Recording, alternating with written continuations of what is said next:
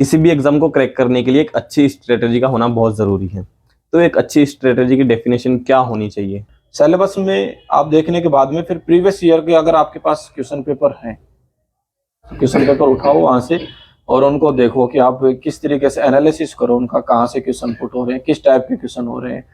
RS का exam clear करने से पहले सोच अलग होती है, और जैसा कि आपने बोला कि कॉन्फिडेंस आ जाता है बाद में, तो आपके अंदर भी अभी कॉन्फिडेंस वो दिख भी रहा है ना। सो पहले आप आरएस के बारे में क्या सोचते थे कि आरएस कितना बड़ा एग्जाम है? Hello everyone, this is RJ Mohit. स्वागत है आपका आज के इस नए वीडियो में। अभी हमारे साथ है आरएस 2021 के टॉपर भूपेंद्र सिंह सर। स्वागत है सर आपका हमारे प्लेटफॉर्म पे। Thank you sir, thank and you, congratulations. धन्यवाद सर। सो अभी वीडियो में आगे बढ़ते हैं, उससे पहले सर देंगे अपना एक छोटा सा इंट्रोडक्शन, प्लीज सर। मैं भूपेंद्र सिंह मांडेया, RS 2021 में मेरा प्रथम प्रयास में चयनित हुआ हूँ और मैं राजस्थान के अलवर जिले का निवासी हूँ। बहरोड से आता हूँ मैं। और मेरी सफलता का श्रेय मैं जो माता पिता, ईश्वर और जो मेरे फ्रेंड्स हैं उन सबको मैं देना चाहता हूँ। और सर आपको कौन सी पोस्ट मिलने वाली है? देखो, पोस्ट तो अब फाइनली तो DOPT डिसाइड करेगा, बाकी एक आइडिया लगाते हैं हम कि उस रैंक के अकॉर्डिंग की कौन सी पोस्ट आपको अलॉट होगी। तो इसमें जहाँ तक है तहसीलदार तो कंफर्म है, बाकी RPS के भी चांसेस हैं। बाकी फाइनलिस्ट में देखो क्या रहता है। ओके, और आपको आरएस की इंस्पिरेशन कब मिली थी कि आपको भी आरएस की प्रिपरेशन करनी चाहिए? जब 2021 में हम मतलब तैयारी कर रहे थे, मतलब कोरोना का टाइम था ये, और UPSC की तैयारी कर रहे थे। और मुझे याद है कि मतलब 10 अक्टूबर को UPSC का प्री हुआ था उस टाइम। और फिर हम जब एग्जाम देखे, यहाँ जयपुर से गए घर पे, तो वो एनालिसिस किया। फिर उसमें इसका RS का भी मतलब प्री था 2021 उसी का, टाइम पे। उसी टाइम, और ये था 27 अक्टूबर को था। तो मेरे साथ के मामा जी थे, अभी वो पटवारी लगे हुए हैं वो, उन्होंने मतलब थोड़ा गाइडेंस किया मेरे को राजस्थान के सिलेबस के बारे में, RS के सिलेबस के बारे में। और फिर उनके अकॉर्डिंग मैंने थोड़ी तैयारी की और जोधपुर सेंटर आया था प्री का। और फिर वहां से मतलब अच्छा एग्जाम हुआ, प्री भी क्लियर हुआ। प्री क्लियर होने के बाद में फिर जयपुर में मेंस का जो क्रैश कोर्स था वो लिया मैंने स्प्रिंग बोर्ड अकेडमी से। और 3-4 महीने का जो कोर्स था यहाँ पे, मार्च में जो 20-21 मार्च को जो एग्जाम था मेंस का, वो एग्जाम यहाँ पे किया। और इंटरव्यू में कितना टाइम मिला था आपको? इंटरव्यू में देखो, अगस्त में 30 अगस्त के आसपास इसका रिजल्ट आया था, 30 अगस्त 2022 को मेंस का। और इंटरव्यू स्टार्ट हुए थे 10 जुलाई 2023 से। तब ऑलमोस्ट एक साल का टाइम, मतलब 8-9 महीने का टाइम मिल गया था। मेरा इंटरव्यू 20 सितंबर 2023 को था और इंटरव्यू अच्छा हुआ। इंटरव्यू में काफ़ी प्रैक्टिस भी की हमने, काफ़ी अदर कोचिंग से भी हमने मतलब काफ़ी प्रैक्टिस की। स्प्रिंग बोर्ड अकेडमी का बहुत अच्छा योगदान रहा इंटरव्यू में, और एक उड़ान फ्री एजुकेशन के नाम से कोचिंग है, उनका भी बहुत ज़्यादा महत्वपूर्ण मतलब इम्पोर्टेंस रही है इस। सो अब आप अपनी थोड़ा जर्नी को भी बताएं, है ना, कि लाइक आपका फैमिली बैकग्राउंड क्या था और स्कूलिंग कहाँ से की आपने, ग्रेजुएशन में कौन से सब्जेक्ट थे और आपने कौन सी डिग्री ली है, वो सब बताएं। और आरएस में सफलता अर्जित की है, तो ये जो 0 से लेके आरएस तक की जर्नी है, इसको थोड़ा एक्सप्लोर करें। देखो, मैं बहरोड जिले का एक, बहरोड अब तो जिला बन गया है, बहरोड जिले का एक गाँव है जलालपुर। बहरोड से 7 किलोमीटर साउथ की साइड चलते हैं, जलालपुर है। और मैंने 9th तक की जो शिक्षा है वहाँ जलालपुर से ही मैंने ली थी। उसके बाद फिर हम जयपुर शिफ्ट हो गए थे, सॉरी अलवर शिफ्ट हो गए। और जब 10th 11th 12th की जो मैंने शिक्षा है वो अलवर में ओम आदित्य सीनियर सेकेंडरी स्कूल से मैंने ली है। 12th की मैंने 2015 में क्लियर कर लिया था। उसके बाद मैंने 1 साल JEE की तैयारी की। JEE के एग्ज़ाम में मैं सक्सेसफुल भी मिली मेरे को, और फिर उस एग्ज़ाम के आधार पे मुझे NIT पटना कॉलेज अलॉटमेंट भी। साल 2016 से 2020 तक मैंने बीटेक किया NIT पटना से, इलेक्ट्रिकल इंजीनियरिंग।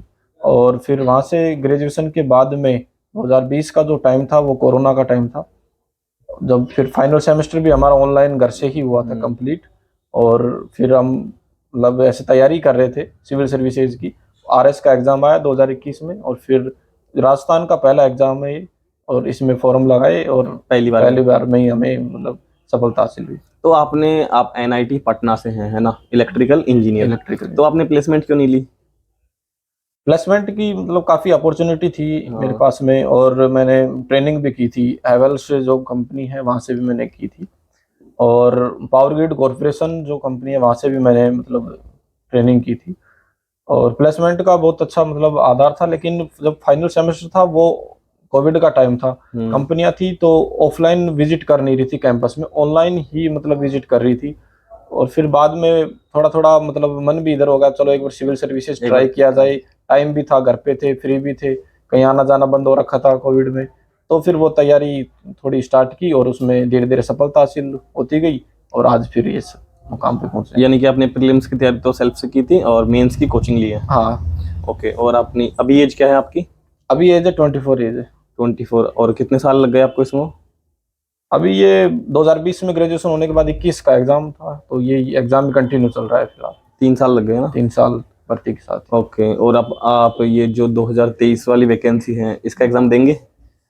अब प्री तो दिया था, प्री में पास भी हो गए, तो अभी मेंस तो देखते हैं, अभी जैसे सर्विस अलॉट होगी उसके अकॉर्डिंग मतलब करेंगे कि डिसीजन क्या कितने होगा। मार्क्स आए थे इस बार? प्री में अच्छे मार्क्स हैं, 115 के आसपास मार्क्स हैं। ओके, और पहले वाले प्री में? पहले वाले प्री में एग्जैक्ट तो मुझे आइडिया नहीं है, लेकिन शायद 92 93 के आसपास मार्क्स और 80 कट ऑफ हुई थी ना उस टाइम हाँ पे? शायद 85 के आसपास कट ऑफ थे। और फिर आपके मेंस के मार्क्स क्या हैं? मेंस के मार्क्स हैं 307 मार्क्स हैं और इंटरव्यू के 70 मार्क्स। 70 मार्क्स है, तो आपको क्या लगता है मैक्सिमम है आपके या फिर और किसी के भी हैं? नहीं, इंटरव्यू में काफी मतलब मेरे से ऊपर भी मार्क्स हैं, 72 73 काफी अच्छे मार्क्स हैं काफी। बाकी ऐसे है कि इंटरव्यू के मार्क्स अच्छे हैं। और आपकी रैंक वगैरह क्या है ये भी बताएं थोड़ा। यस, एससी कैटेगरी के अंदर मेरी 31वीं रैंक है और ओवरऑल रैंक है 1077। 1077। किसी भी एग्जाम को क्रैक करने के लिए एक अच्छी स्ट्रेटेजी का होना बहुत जरूरी है, तो एक अच्छी स्ट्रेटेजी की डेफिनेशन क्या होनी चाहिए और आपकी स्ट्रेटेजी क्या थी? देखो, सबसे पहले मैं मेरी स्ट्रेटेजी के बारे में बात करता हूँ कि जब प्री दिया था हमने, तो प्री में एक तो मतलब टाइम की जो मतलब टाइम था वो कम था हमारे पास। सेंटर से मतलब यूपीएससी की तैयारी करते थे, तो सेंटर वाला पार्ट तो अच्छा था, लेकिन राजस्थान का एग्जाम दे रहे हैं तो राजस्थान का नॉलेज आपको होनी चाहिए। अब देखो, जब जब हम तो कोई भी मतलब तैयारी करते हैं, कोई रणनीति बनाते हैं, तो उसमें टाइम का बहुत ज्यादा डिपेंड रहता है कि आपके पास अगर कम टाइम है तो आप उन चीजों को सबसे ज्यादा इंपॉर्टेंस दें जहां से आपके क्वेश्चन ज्यादा आउट होते हैं वहां से। और अगर आपके पास टाइम है, खूब टाइम है, तो आप अपना फाउंडेशन से शुरुआत कीजिए कि फिर आप धीरे धीरे उनको एक अच्छी रणनीति के साथ में देखिए। अब अगर आपके पास में कम टाइम है, देखो आप, जैसे कि मैंने मेरी रणनीति थी कि जब मेरे पास टाइम कम था प्री के अंदर और मेंस में भी कम ही मार्क्स था, तो जो जहाँ से जैसे राजस्थान की बात करें हम, तो इको सर्वे है राजस्थान का, वहाँ से क्वेश्चन अच्छे आउटपुट होते हैं। वहाँ से राजस्थान का जो भूगोल है वहाँ से भी क्वेश्चन अच्छे आते हैं और करंट वगैरह है यहाँ से भी। बीटेक बैकग्राउंड से थे हम, तो साइंस और मैथ हमें मतलब थोड़ी मानते हैं कि स्ट्रॉन्ग थी, तो वहाँ से हमें मतलब आउटपुट मिला वहाँ का, और प्री हम निकाल ले गए उस हिसाब से। मेंस में क्या था कि मेंस में हमें बिल्कुल भी नहीं पता था, यहाँ तक कि मतलब सिलेबस के बारे में भी नहीं पता था। कुछ सब्जेक्ट्स के फर्स्ट टाइम नाम सुने थे, जैसे पबएड फर्स्ट टाइम नाम सुना था, और ये जो सोशियोलॉजी है और अकाउंटिंग ऑडिट लॉ, इस तरीके के फर्स्ट टाइम नाम सुने थे। और सबसे बड़ी बात है कि हम टेक्निकल आदमी थे, और जो हिंदी इंग्लिश की जो सबसे, इंग्लिश तो फिर भी चलो ठीक है, हिंदी की सबसे बड़ी प्रॉब्लम थी। तो आपका बैकग्राउंड इंग्लिश है? हाँ, मतलब बीटेक से आए थे, तो बीटेक फिर वो 4 साल इंग्लिश में, तो उस हिसाब से। लेकिन जो हम फिर कोचिंग के प्रति समर्पण हो गए, कोचिंग ने जैसे भी पढ़ाया, इन्होंने 12-12 घंटे की क्लास भी ली, 10-10 घंटे की क्लास ली, और मतलब जो भी टेस्ट लेते थे पूरे टेस्ट हमने किए हैं। तो मतलब एक 3 महीने बाद में हमारी तैयारी ऐसी हो गई थी कि हाँ मतलब मेंस तो हम निकाल ले जाएंगे, इस तरह का कॉन्फिडेंस आ गया था हमारे पास। और फिर उसी के मजबूत हमें सफलता भी देखो हासिल हुई, मेहनत की, यही है। अब अगर हम रणनीति की बात करें तो रणनीति यही है कि आप सबसे पहले जो एग्जाम दे रहे हो, चाहे वो कोई भी एग्जाम हो, जो भी एग्जाम आप दे रहे हो, उस एग्जाम का आप पूरा सिलेबस जो भी संस्था जारी करता है, चाहे अधीनस्थ बोर्ड हो या आरपीएससी हो या कोई और भी अदर बोर्ड हो, सिलेबस देखो। सिलेबस में आप देखने के बाद में फिर प्रीवियस ईयर के अगर आपके पास क्वेश्चन पेपर हैं, क्वेश्चन पेपर उठाओ वहां से और उनको देखो कि आप किस तरीके से एनालिसिस करो उनका, कहाँ से क्वेश्चन पुट हो रहे हैं, किस टाइप के क्वेश्चन हो रहे हैं। ये सब करने के बाद में अब आपको खुद को मतलब सेल्फ एनालिसिस करो आप, कि मुझे क्या नीड है, कितनी मुझे इम्प्रूवमेंट करना पड़ेगा कि मैं मतलब इसमें सफलता हासिल कर लूँ। अगर आपको कोचिंग की नीड है तो आप कोचिंग लीजिए। अब कोचिंग में भी आपके पास ऑप्शन होते हैं ऑनलाइन ऑफलाइन, तो वो आप सेल्फ एनालिसिस कीजिए आपका कि आप किस तरीके से सुटेबल रहेंगे। सुटेबल हो। और अगर आपको मतलब भाई आजकल लाइब्रेरी वाला भी सिस्टम है कि लाइब्रेरी में मैं बैठकर अच्छा एक बेहतर आउटपुट दे सकता हूँ, तो वो भी आप मतलब कर सकते हैं। बाकी अपना मेन मोटो यही है कि हम बस उस एग्जाम को में सक्सेसफुल हों, ये है हमारा। अब आप इसको सक्सेसफुल होने के लिए आप कौन कौन से साधन अपनाते हो, कौन कौन से रास्ते अपनाते हो, ये सब आप खुद एनालिसिस करो। एक चीज ये भी है कि आप जैसे अपने दोस्त हैं, कलीग्स हैं, या फिर आज तो मतलब मीडिया का जमाना है, यूट्यूब वगैरह पे भी काफी नॉलेज मिल जाती है हमें, तो वहां से भी जो सीनियर लोग हैं पहले से उस एग्जाम को क्रैक कर रखें, उनके एक्सपीरियंस हैं उनके साथ में साझा कर लें, उनकी जो रणनीति है वो भी आप अपना सकते हैं, नोट्स वगैरह भी आप मिल जाते हैं, तो इस तरीके से आप एक अच्छी रणनीति कर सकते हैं। आरएस का एग्जाम क्लियर करने से पहले सोच अलग होती है, और जैसा कि आपने बोला कि कॉन्फिडेंस आ जाता है बाद में, तो आपके अंदर भी अभी कॉन्फिडेंस वो दिख भी रहा है ना।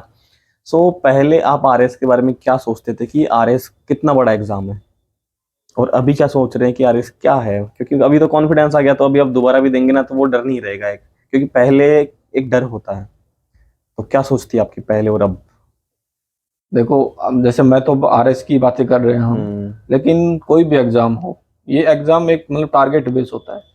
हम डेली लाइफ में भी हमारे एग्जाम होते रहते हैं कि आज मेरे को ये काम करना ही है, और फिर जैसे घर वाले भी कोई काम देते हैं या कहीं भी, तो उसको काम को करने के बाद में हमें अलग ही एक खुशी का महसूस होती है। तो वही है कि जब हम शुरुआत करते हैं, और ये मतलब किसी भी एग्जाम की, आरएस की नहीं, जो भी आप एग्जाम दे रहे हो, सभी एग्जाम के रहता है कि उस एग्जाम का जो पॉजिटिव थिंक है उसके बारे में हमारे माइंड में रहना चाहिए।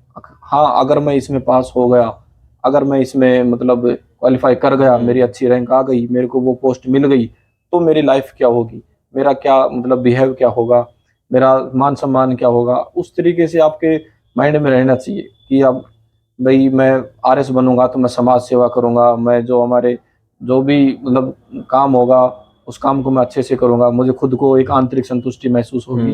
ये सब मतलब होना चाहिए, और आपका इंटरेस्ट सबसे बड़ी चीज है। अब आपका इंटरेस्ट ही नहीं है फिर भी आप एग्जाम का कर रहे हो, तो कहीं ना कहीं आप नेगेटिव उसमें हो।